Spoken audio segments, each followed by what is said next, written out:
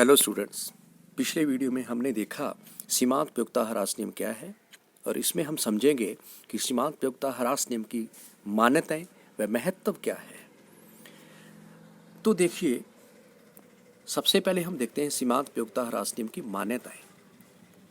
ये किन मान्यताओं के अंतर्गत कार्य करता है? तो पहला है समरूप वस्तु, होमोजीनियस कमोडिटी, यानी वस्तु समरूप होनी चाहिए। वस्तु की जो इकाई है, यहाँ आना था समरूप यूनिट, यानी वस्तु की इकाई जो है वो समरूप होनी चाहिए, होमोजीनियस होनी चाहिए, मतलब एक जैसी होनी चाहिए।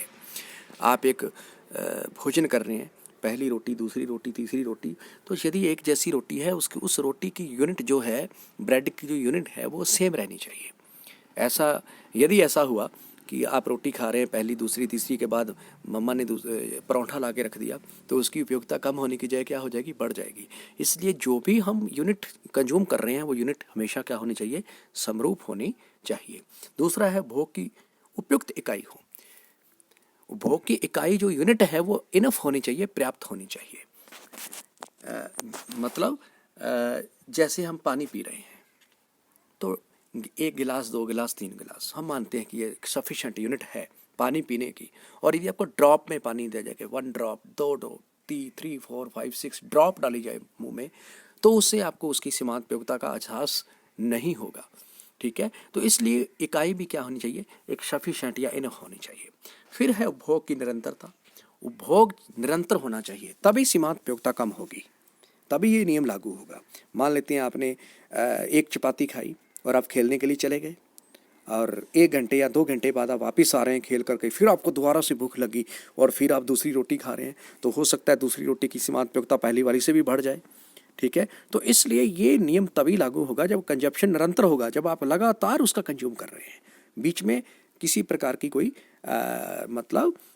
रुकावट नहीं आनी चाहिए।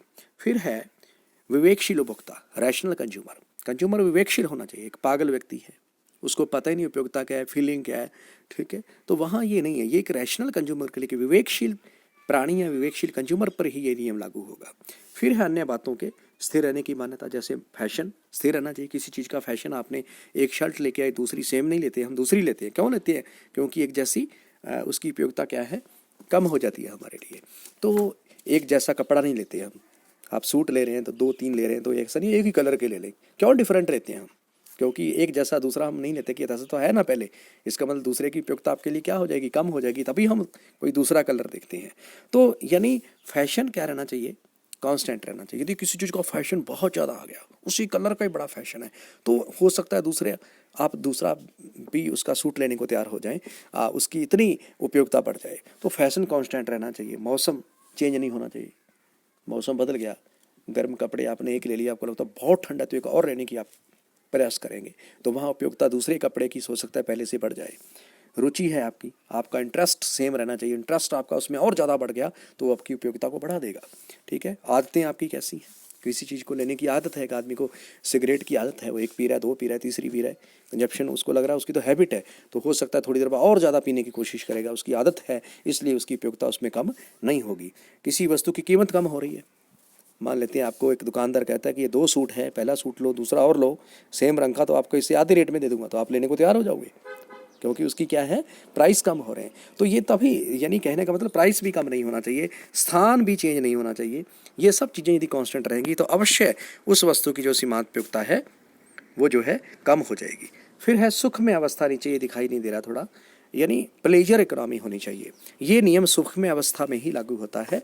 मतलब ये है कि यदि कोई युद्ध जैसी घटना है या कोई अलग अशांति, जैसे भी कोरोना चल रहा है, तो ऐसी स्थिति में ये नियम काम नहीं करते। आदमी जब प्रसन्न है, खुश है, सुखद अवस्था में है, तभी ये फीलिंग्स, सभी ये भावनाएं उसके अंदर होती हैं।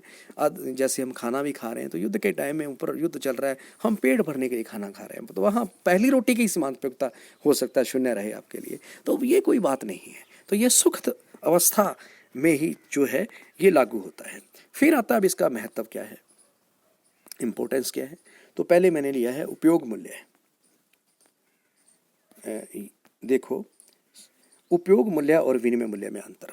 देखो, जो सीमांत की धारणा आई, इसने उपयोग मूल्य और विनिमय मूल्य में अंतर को समझाया। एक आता है solution of the paradox of water and diamond. Water और डायमंड का पैराडॉक्स जो था, यानी एक विरोधाभास, पानी व हीरे की विरोधाभास बहुत लंबे समय तक चलता रहा। इसकी पहेली सुलझी नहीं, क्लासिकल मॉडल नहीं समझा पाया। लेकिन जैसे ही ये मार्जिनल की धारणा आई तो ये चीज़ समझ में आई, क्योंकि ये माना जाता था कि पानी हमारे लिए बहुत जीवन के लिए उपयोगी है, फिर भी उसकी कीमत कम है, और हीरा यदि अंदर चला जाए शरीर में तो वो बहुत हानिकारक है, उसके बावजूद भी वो क्यों महंगा है। ये एक विरोधाभास था, जिसको मार्जिनल यूटिलिटी के आने के बाद इसको समझा गया कि एक उपयोग मूल्य है और दूसरा विनिमय मूल्य होता है। उन्होंने कहा कि उपयोग जो मूल्य है वो कुल उपयोगिता से तय होता है, और जो विनिमय मूल्य है, कीमत वाला जो मूल्य है, वो मार्जिनल यूटिलिटी से तय होता है कि पानी की मात्रा बहुत ज़्यादा है, इसलिए पानी की अगली इकाई की सीमांत उपयोगिता हमारे लिए कम हो जाती है, इसलिए उसका कीमत भी क्या है, कम है।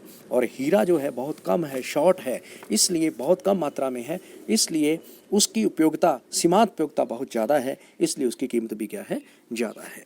और फिर है सम सीमांत उपयोगिता के नियम का आधार है, आगे हम पढ़ेंगे। इक्वी मार्जिनल यूटिलिटी का जो लॉ है उसको भी सम सीमांत उपयोगिता का नियम जो उपभोक्ता के सामय को बताता है वो भी सीमांत उपयोगिता ह्रास नियम पर आधारित है। फिर उपभोक्ता की बचत की धारणा भी हम इसी के द्वारा समझते हैं कि उपयोगिता जैसे जैसे सीमांत उपयोगिता कम होती जाती है, यानी हम ये देखते हैं कि उपभोक्ता की बचत क्या है। उपभोक्ता जो देने को तैयार होता है और जो वास्तव में देता है, जो देने को तैयार होता है वो सीमांत उपयोगिता के बराबर है, और जो वास्तव में देता है वो उसका प्राइस है। उन दोनों के अंतर से हम उपभोक्ता की बचत निकालते हैं, उसके लिए भी सीमांत उपयोगिता ह्रास नियम अति आवश्यक है। फिर है समाजवादी व्यवस्था का आधार है। आज समाजवादी व्यवस्था में सीमांत उपयोगिता ह्रास नियम के आधार पर ही जो है समाज में समानता स्थापित की जाती है कि धनी व्यक्ति से धन इकट्ठा करके गरीब को दिया जाता है, कि धनी व्यक्ति के लिए उसकी सीमांत उपयोगिता धन की कम है और गरीब के लिए जो है पैसे की सीमांत उपयोगिता ज़्यादा है।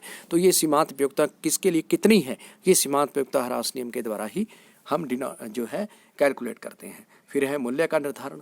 किसी भी वस्तु का मूल्य का निर्धारण भी सीमांत उपयोगिता के आधार पर होता है। सीमांत उपयोगिता ह्रास नियम MUX=PX हमने पिछले वीडियो में समझा कि हम किसी वस्तु की कीमत उसकी सीमांत उपयोगिता के आधार पर ही देते हैं, तय करते हैं। ठीक है। फिर है आधुनिकीकरण प्रणाली। आज जितने भी टैक्स लग रहे हैं, जो टैक्स सिस्टम है हमारा, वो सीमांत उपयोगिता ह्रास नियम पर आधारित है कि यदि एक व्यक्ति ए और बी है, ए रिच है, बी पुअर है, तो किस पे कितना टैक्स लगना है। ए पे टैक्स को ज़्यादा लगाया जाता है, बी पे कम।